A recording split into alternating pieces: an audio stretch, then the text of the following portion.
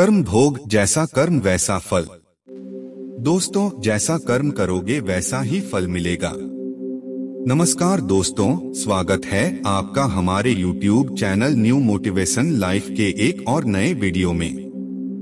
दोस्तों, ये सच है कि हम जैसे कर्म करते हैं हमें उसका वैसा ही फल मिलता है। हमारे द्वारा किए गए कर्म ही हमारे पाप और पुण्य तय करते हैं। हम अच्छे कर्म करते हैं तो हमें उसके अच्छे फल मिलते हैं, और अगर हम बुरे कर्म करते हैं तो हमें उसके बुरे फल मिलते हैं। हमारे जीवन में जो भी परेशानियां आती हैं, उनका संबंध कहीं ना कहीं हमारे कर्मों से होता है। कबीर दास जी का ये दोहा हमें हमेशा ये एहसास दिलाता है कि बुरे कर्मों का फल हमेशा बुरा ही होता है। करता था सो क्यों किया, अब करी क्यों पछताए। बोया पेड़ बबूल का, आम कहां से खाए। दोस्तों, वीडियो में आगे बढ़ने से पहले आप सबसे निवेदन है कि यदि आपने अभी तक हमारे चैनल न्यू मोटिवेशन लाइफ को सब्सक्राइब नहीं किया है तो सब्सक्राइब कर ले, और वीडियो को लाइक करके कमेंट में जय श्री कृष्ण जरूर लिखें। दोस्तों, कभी कभी हम जानबूझकर गलत काम करते हैं तो कभी अनजाने में गलत काम कर जाते हैं, जिसके कारण हमें आगे चलकर परेशानी उठानी पड़ती है।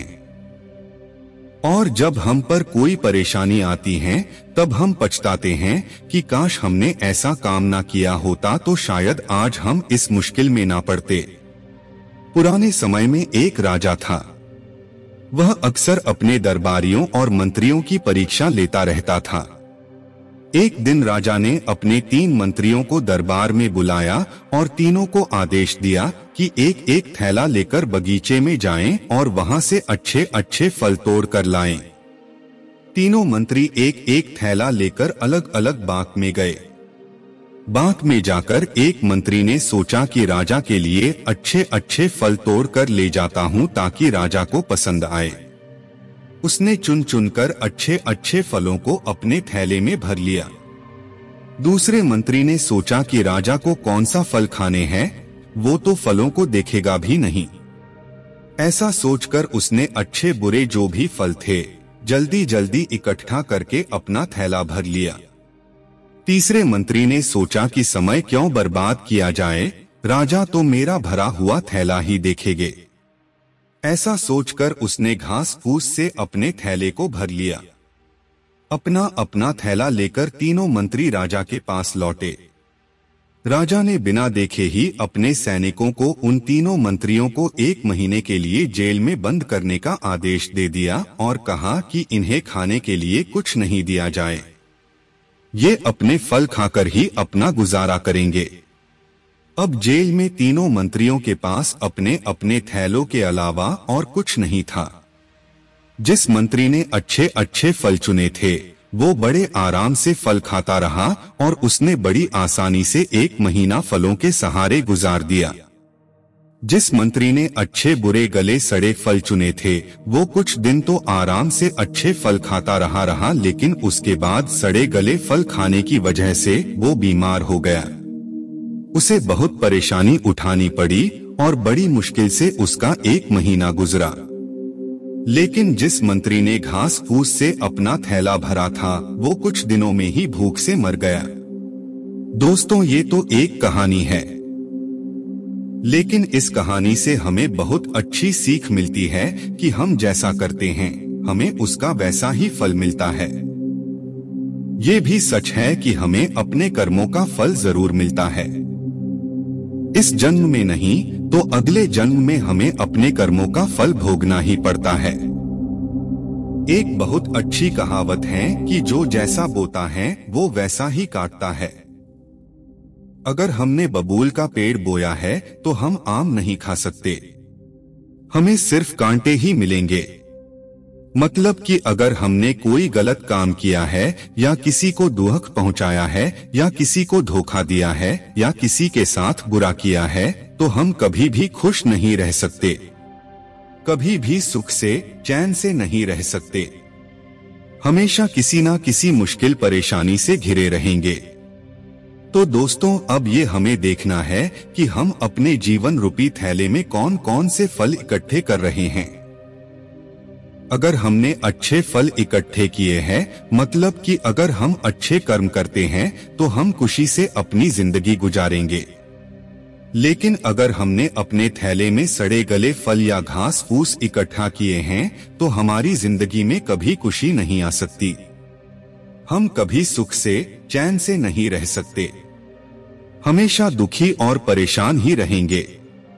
इसलिए हमेशा अच्छे कर्म करें और दूसरों को भी अच्छे काम करने के लिए प्रेरित करें।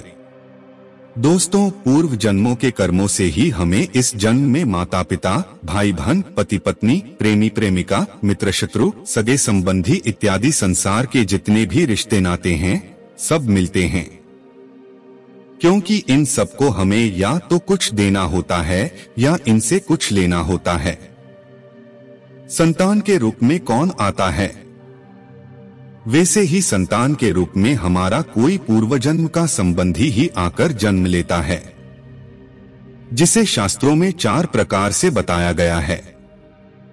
ऋणानुबंध पूर्व जन्म का कोई ऐसा जीव जिससे आपने ऋण लिया हो या उसका किसी भी प्रकार से धन नष्ट किया हो, वह आपके घर में संतान बनकर जन्म लेगा और आपका धन बीमारी में या व्यर्थ के कार्यों में तब तक नष्ट करेगा जब तक उसका हिसाब पूरा ना हो जाए।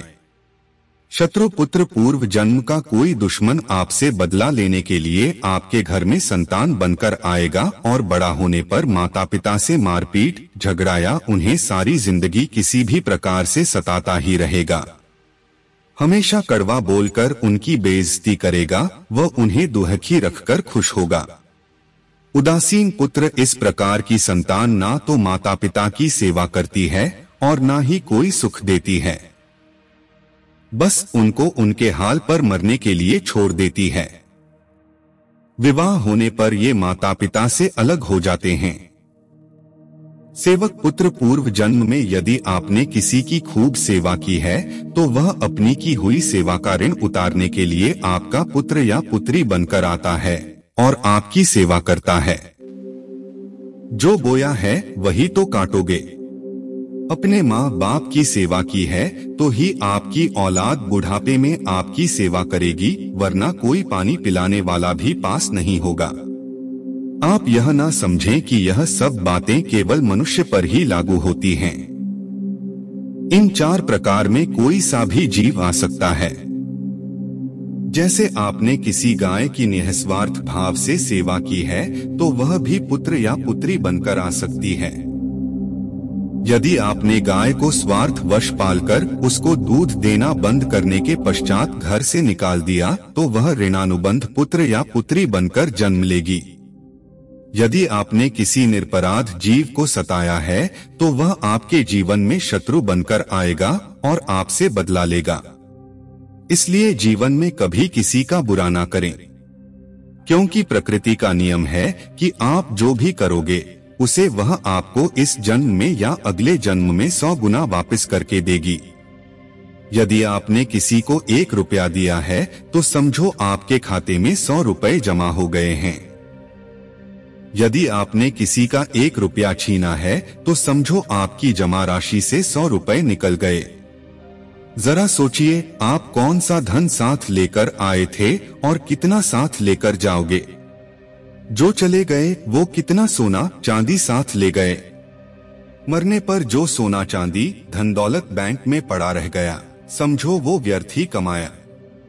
औलाद अगर अच्छी और लायक है तो उसके लिए कुछ भी छोड़कर जाने की जरूरत नहीं है, खुद ही खात्मा लेगी। और औलाद अगर बिगड़ी या नालायक है तो उसके लिए जितना मर्जी धन छोड़कर जाओ, वह चंद दिनों में सब बर्बाद करके ही चैन लेगी।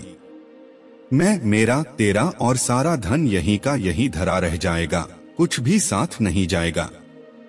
साथ यदि कुछ जाएगा भी तो सिर्फ नेकियां ही साथ जाएंगी। इसलिए जितना हो सके नेकी कर, सत्कर्म कर। दोस्तों, क्या आपको इस वीडियो को देखने से पहले इस जानकारी के बारे में आपको पहले से ही पता था? कमेंट में जरूर बताइए। दोस्तों, आशा करते हैं कि आपको हमारी यह वीडियो पसंद आई होगी। अगर हमारा प्रयास सफल रहा हो तो प्लीज वीडियो को लाइक कीजिए और ऐसे ही वीडियो को देखने के लिए हमारे चैनल न्यू मोटिवेशन लाइफ को सब्सक्राइब कर लीजिए। मित्रों, कमेंट में जय श्री नारायण जरूर लिखें और वीडियो को अपने दोस्तों में शेयर करें। मित्रों, आप किस स्थान से हैं कमेंट में जरूर बताएं। मित्रों, वीडियो को पूरा देखने के लिए बहुत बहुत धन्यवाद।